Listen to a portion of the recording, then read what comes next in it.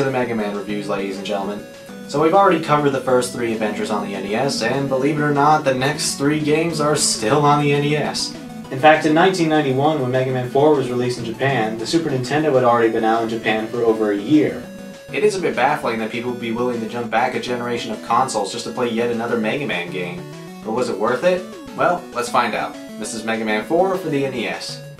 So like I mentioned earlier, this game was released in 1991 over in Japan, but North American and European gamers didn't get to play this game until 1993, 2 years after Japan.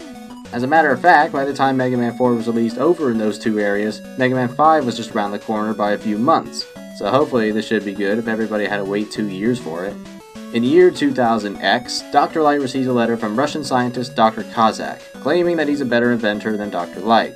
As a test, he sends out Robot Masters to see who is superior. It's childish, I know, but you gotta remember, this is Capcom we're talking about. As Mega Man, it's your job to once again go out in the world and stop Kozak's robots from causing havoc. The gameplay is very similar to Mega Man 3, but new to the series is the Mega Buster, which is basically a charge shot that Mega Man can pull off to give out more damage to enemies. And that's all of his new moves. Well, thankfully it can still slide, and I highly approve of the Mega Buster, as it can also help take down Robot Masters with a little more ease. The graphics also look a bit nicer this time around, and even has a fancy new interface for your weapons, which I'm all for. This is also the first time we're given an opening sequence, which for some reason explains how Mega Man came to be and summarizes this game as just Dr. Kozak being evil and you need to stop him. The level design has gotten significantly worse since the last 2 games though. You will come across plenty of cheat moments in this installment. Enemies that come out of nowhere, very strict timing, and spikes aplenty. Never in a game have I seen so many instant death spikes in one place. If there's one thing I hate feeling in a video game, it's pressure. I play games to relax, clear my mind of all things bad, and have fun all at the same time. But I can't help but worry when I play this game because one slip-up could cost me 1 life. With so many ways to instantly die, it makes me wonder if there's any point to having a life bar to begin with. Most of the Robot Masters are also some of the hardest you'll come across in the series, which is good for when you're progressing through their levels, but it will become a huge pain in the ass when you get to the boss rush room near the end. There are a couple though that are a complete joke. For example, if you use Brightman's weapon on Pharaoh Man, then he can't do anything to defend himself, and all you need to do is just slowly lower his health. But definitely one of the most pathetic Robot Masters is Toadman. Why, you may ask? Well, just look at him. He always resets his moveset when he's hit. There's little to no threat with this guy at all. Well, despite the ridiculousness of Toadman, his weapon can be pretty useful. It basically clears out any enemies on the screen with Acid Rain, which is great for taking out any badly placed enemies that you'll encounter from time to time. Skullman's weapon can be kinda helpful too, particularly when crossing these giant rocks in Drillman's stage to make it easier to do so. But not only is Brightman's weapon excellent for dealing with Pharaoh Man, it also makes mini-bosses much more soothing to deal with, thanks to its ability to freeze time, making stages like Ringman's, where it's filled to the brim with mini-bosses, a little better to handle. That is it for the usefulness of the weapons, unfortunately, because the rest of them are just impractical projectiles that leave you better off with a Mega Buster. Returning for Mega Man 2 are the gadgets. Well, 2 of them. One is the balloon, which I didn't get, but it basically works the same way as item 1, and there's also the wire, which kind of acts like Link's hookshot from Zelda, except that it can only go up, which is a shame. They're in pretty hidden spots, but I urge you to get these as soon as you can. You will thank me later. But making a comeback for Mega Man 3 is Rush, still just as awesome as before. However, unlike Mega Man 3 where you could control Rush Jet however you pleased, Rush automatically moves forward with you only being able to control him vertically. It is a bit troubling, but it's not too bad. Mega Man also has a new companion called Eddie that appears in certain places in the levels and randomly provides you with recovery items. Quick tip, if you don't pick up the recovery item, climb down the ladder and go back up, Eddie will give you a new item. Keep doing that until you get an energy tank, because trust me, you will need them. Oh, speaking of which, something I forgot to mention in my Mega Man 3 review was that ever since that game you've been able to keep hold of all your energy tanks, even when you get a game over, as well as having a total of 9 this time. Just wanted to put that out there. When all the Robot Masters are defeated, we're then ready to take on Dr. Kozak and his 4 stages. They pretty much play like the Wily levels where there's a boss at the end and they like to throw obstacles at you. Really, Capcom? Slinkies as enemies? There's Slinkies as enemies. You think they may have been running out of ideas at this point? Well, anyway, the level design isn't quite as bad as the Robot Master stages, but there is still a lot of trial and error involved, and some of the bosses are a total cakewalk. Not all of them, but some of them. Dr. Kozak isn't too hard once you get his pattern down, but as you probably suspect at this point, he's not the final boss. After beating him, in comes Proto Man with Kozak's daughter Kalinka, begging Mega Man to stop fighting with her father. She explains that Dr. Wily kidnapped her and forced Dr. Cossack to do his evil bidding while he does something. I'm not sure what exactly he had been doing up until now, but that doesn't matter now. We have 4 more Wily stages. I will say that I am impressed that Capcom learned their lesson for Mega Man 3 and scrapped the redundant Doc robot segments and made new levels. They're not totally well-designed levels, but a good attempt nonetheless to add more time to the game. Anyway, the Wily levels are where you've come to expect by now. More bosses, more enemies, more frustration. Certainly a huge turn in difficulty since Mega Man 3. There's a boss rush at the end, which I said earlier is a real ass kicker since the Robot Masters are much harder, and then there's Dr. Wily himself. Now the first phase is simple enough, but even though Wily does the same attack over and over again, I sincerely doubt that first timers would know that Drill Man's weapon can be blown up with a simple press of a button. I actually had to look up what to do in this fight because of this. Maybe a little description for each of the weapons would have been nice. So after blowing up Wily yet again, we still need to beat him in a tiny capsule, which actually has some pretty awesome music to go with it. Certainly something that can't be said for the other tracks unfortunately, because they're pretty forgettable. The fight itself is pretty simple, but it's a nice way to end the game. Wow, Wily, just wow. You deliberately landed on my charge shot and killed yourself. Evil genius of the century here, people. So Wily begs for mercy yet again, and very easily escapes, and most likely foreshadowing another sequel. Afterwards, the castle explodes and in come the credits. Well, I'm at least grateful that Capcom is aware that Wily's always the bad guy and don't try to convince us that he's dead. Although this makes me wonder how he managed to get out of the fortress in Mega Man 3. So if you couldn't tell at this point, I'm not a big fan of this game. It's definitely playable, but the obnoxious level design is what seriously kills it for me. So much rage has been expressed when I recorded footage for this game, and this combined with a lousy checkpoint system has led to some of the most frustrating moments I've ever had in a game. This is also where the series starts to get a bit formulaic and come up with worse stories to go along with it. The story's at least not too bad with this game, but it definitely needs a bit of evolving. With that said, I'll give it a 6 out of 10, staying for cheap and unfairly challenging. Let's now move on to Mega Man 5. 2 months after the events of the last game, we see Dr. Light being kidnapped by Proto Man, and he sends out 8 Robot Masters to cause destruction. Where the hell do these people keep getting Robot Masters from? Is there like a small convenience store nearby or something? And are we really supposed to believe at this point that Proto Man would suddenly turn evil after saving both Mega Man's and Kalinka's life? Maybe even Dr. Cossack's? Yet again, it's up to us to stop whatever's going on and be back in time for dinner. Not a whole lot has changed in terms of gameplay. You progress through a level, you shoot some baddies, you destroy the Robot Master, you receive the weapon, rinse, lather, repeat. The graphics look about as good as Mega Man 4 did, which is fine. However, the music is still rather mediocre. What the hell happened? How do we go from some of the most memorable tunes on the NES to something I can barely hum to? Well, admittedly, I do find the obtaining a new weapon theme to be pretty damn catchy, and I can't seem to stop bobbing my head whenever I hear it.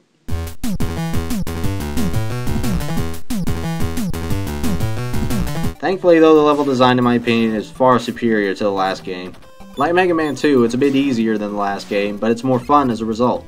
I can now go through each of the stages stress-free and not worry about ludicrously placed spikes or enemies that give me no warning.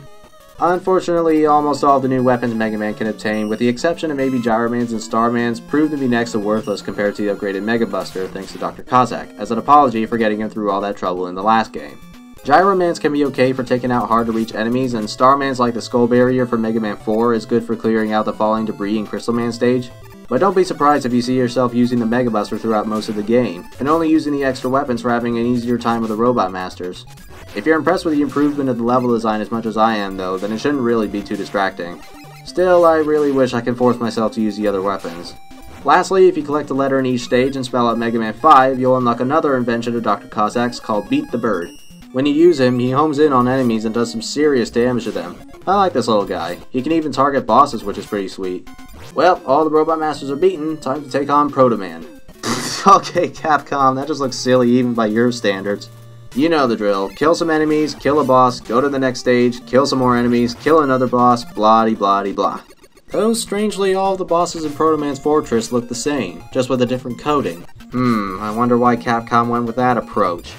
At the end of the 4th stage, you'll finally come across Proto Man, where his distinctive whistle sounds a tad bit off. Gee, I wonder if this is an imposter and this is the work of Dr. Wily again. OMG, it was! I am totally speechless right now. Yeah, personally, I think Mega Man 5's story so far is the stupidest in the series. Why in God's name would Proto Man instantly turn to the other side when he's been clearly helping out Mega Man in the last 2 games? Sure, he was always late, but he still came nonetheless. So once again, Dr. Wily was behind the whole thing, and now we've got 4 more stages to conquer. Can you see a pattern yet? We've seen this all before, so let's move on. Oh, except for this one bit where you have to position yourself in the right way, otherwise you'll end up in instant death spikes. That's bullshit. Wily once again is pitifully easy, despite having 2 phases at the definitive final battle. It's even more laughable if you've unlocked Beat, because he's able to target Wily. All you need to do from there is dodge the projectiles. After beating Wily, he tries to run away and leads you to Dr. Light where Mega Man releases him. Unfortunately, the castle is just about to collapse, so it looks like there are some pretty steep chances of surviving. Jesus Christ, Mega Man is strong! Forget obtaining the Robot Master's weapons, just body slam on them and they'll explode instantly. While all of this is happening, Dr. Wily escapes yet again and Mega Man and Dr. Light are saved by the real Proto Man. After ripping off Castlevania for a bit, Proto Man leaves and then in come the credits. A little anticlimactic but satisfactory, I guess. So I definitely liked Mega Man 5 a hell of a lot more than I did before, but it's still not too greatly designed. The story, like I said, is pretty dumb and the new weapons you can get just flat out suck. That and the Robot Masters are extremely flat. The only ones I can vaguely remember are Charge Man and Gyro Man, but that's mainly because of their ridiculous designs. As a whole, Mega Man 5 is not bad, but it's a fairly bland title to say the least, which is why I'll give it a 7.5 out of 10, standing for tasteless and neglectful. So last of all, we have Mega Man 6, the final game of the NES era. The first annual Robot Masters tournament is present to test the skills of robotic engineers from all over the world, and is hosted by one Mr. X. However, near the end of the event, Mr. X tells Mega Man that he's taken control of the 8 finalists and plans on using them to help him succeed in world domination. Not only that, but since the beginning, he's been manipulating Dr. Wily to do his dirty work and okay, this is painful. It's a very obvious disguise, Wily. Not 1 second are people going to think that you're not in a Mega Man game.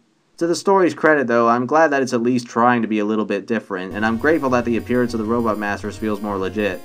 Well, if you played any of the other 5 games, then you've played this one too. One awesome addition to the series though are the Rush adapters. You see, as for this game, the Rush Coil, Marine, and Jet are nowhere to be seen, but replacing them are Power Mega Man and Jet Mega Man. Power Mega Man when at full charge can pack quite a punch and even destroy certain obstacles in his way, and Jet Mega Man can temporarily fly without the need for ammo, giving you a little more breathing space for any tough challenges along the road. I do find it kinda weird though that Rush has to go inside Mega Man in order for it to work, and unfortunately you can't slide with either of them or do a charge shot with Jet Mega Man. You also have to beat certain Robot Masters in order to get them, which I don't understand. Most of the Robot Masters are pretty well designed this time around. After the release of Mega Man 5, Capcom decided to put a contest in an issue of Nintendo Power and give North Americans the chance to design their own Robot Masters and give them ideas to put in Mega Man 6. They've been doing this sort of thing since Mega Man 2, but it was Japan only, which makes me wonder how pissed off everybody else was when they found out about it. But anyway, some of them actually do look kinda cool and even play well in their battles, with the exception of Plant Man. Dude, who the hell thought a flower robot would be threatening, really? His shield is very easy to avoid, and that's his only attack apart from jumping. I didn't think it could get worse than Top Man, but Plant Man has proven me wrong. Now while I mostly use the Rush adapters to get by this game, I do find some of the new toys you can get pretty helpful to use too. Flame Man's weapon is great for dealing more damage than your standard arm cannon and making mini-bosses a bit easier. Tomahawk Man's weapon is fantastic for dealing with airborne enemies, and Centaur Man's makes for a good screen nuke to clear a room. Now that's what I'm talking about, using different weapons for different situations. The Mega Buster once again makes a return, still just as useful as ever, and is still great for dealing with Robot Masters if you run out of ammo for their weakness. Also making a comeback is Beat the Bird, though sadly he's not anywhere near as useful as he was in Mega Man 5, because he's restricted to only attacking regular enemies and doesn't target bosses anymore. Not too much of a loss though, it's no biggie. Getting Beat, however, is a bit different this time. Instead of getting letters at each level, you need to use Jet Mega Man to your advantage to look for secret boss rooms, where upon defeating the Robot Master within, you're rewarded one of the 4 letters that spell out Beat.